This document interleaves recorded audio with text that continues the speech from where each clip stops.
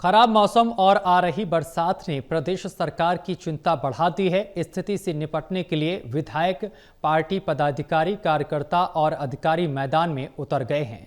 भाजपा विधायक विनोद भयाना ने बताया है कि लगभग पूरी हरियाणा बरसात की चपेट में आ गई है और फसलों का बहुत नुकसान हुआ है। उन्होंने बताया है कि मुख्यमंत्री ने सभी अधिकारियों को अपने स्टेशन पर रहने के निर्देश दिए हैं। उन्होंने कहा है कि मैंने भी अधिकारियों के साथ बाढ़ ग्रस्त क्षेत्रों का दौरा किया है। मुख्यमंत्री की मंत्रियों और विधायकों के साथ हुई मुलाकात के दौरान किन मुद्दों पर चर्चा हुई, इस बारे में भाजपा विधायक विनोद भयाना से खास बातचीत की हमारे एसोसिएट एडिटर अनिल कुमार ने।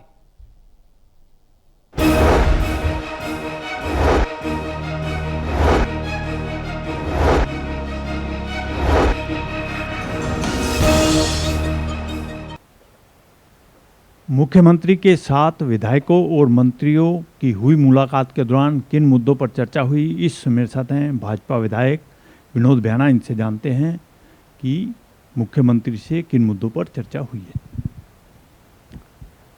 माननीय मुख्यमंत्री से हर सप्ताह मिलना होता है और विशेष तौर पे क्योंकि हमारी साप्ताहिक बैठक होती है विधानसभा में। हम अपनी विधानसभा की बैठक में सभी विधायक आते हैं, तो जो ही आते हैं तो हल्के में एक हफ्ते की जो कारगुजारी होती है, जो हल्के की समस्याएं होती हैं, वो समस्याएं आकर के हम वहाँ से लेकर के आते हैं और माननीय मुख्यमंत्री जी से बताते हैं। और निसंदेह माननीय मुख्यमंत्री जी बड़े गौर से उन समस्याओं को सुनते हैं और उन समस्याओं से लोगों को निजात देने का काम करते हैं।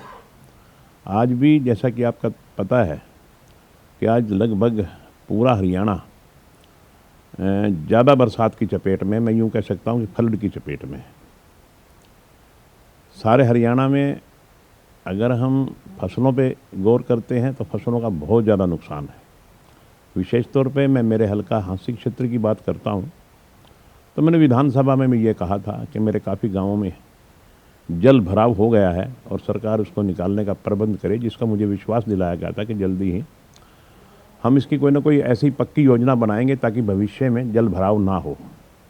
उसके बाद लगातार बरसात चल रही है और जल स्तर बढ़ता जा रहा है और जो नुकसान है वो पहले की बजाय ज़्यादा होता नज़र आ रहा है। तो मैं धन्यवाद करता हूँ माननीय मुख्यमंत्री जी का कि जिन्होंने पोर्टल, क्षतिग्रस्त पोर्टल खोल के किसानों को एक मुआवजा देने की जो बात करी है। हर किसान को जितना उसका नुकसान होगा वो पोर्टल पे अपना नुकसान बताएगा, अपने एकड़ बताएगा, उसी प्रकार से उसका सर्वे होकर के जो उसका हक बनता है उसको मुआवजा भी दिया जाएगा। और सरकार ने पानी को निकालने के लिए भी काफ़ी प्रबंध कर रखे हैं। हमारी पूरी एडमिनिस्ट्रेशन पूरी तरह से लगा हुआ है। ये माननीय मुख्यमंत्री जी ने अनाउंस भी किया है कि सभी अधिकारी अपने स्टेशन पे रहें, क्योंकि अब की बार बाढ़ पहले से कहीं बरसात पहले से कहीं बहुत ज़्यादा आ रही है और इसलिए ज़रूरी था कि चाहे हम विधायक लोग हैं, चाहे और जनप्रतिनिधि हैं या सरकारी अधिकारी हैं, प्रशासनिक सभी अधिकारी भी अपने अपने क्षेत्र में पूरी तरह से लगे हुए हैं। जो जनसेवक हैं तो वो भी अपने इलाके में लगे हुए हैं, जनप्रतिनिधि भी अपने इलाके में लगे हुए हैं, सामाजिक संस्थाएं भी काम कर रही हैं। निसंदेह मुख्यमंत्री जी भी बहुत इस मामले में चिंता कर रहे हैं और उन्होंने बल्कि विदेश जाना था। इस ज़्यादा बरसात की वजह से उन्होंने विदेश का दौरा भी रद्द कर दिया है और मैं देख रहा हूं कि बरसात भी रोज़ाना पूरे प्रांत में हो रही है। तो उसके लिए हरियाणा सरकार माननीय मुख्यमंत्री जी के नेतृत्व में पूरी तरह से नज़र लगाए हुए है।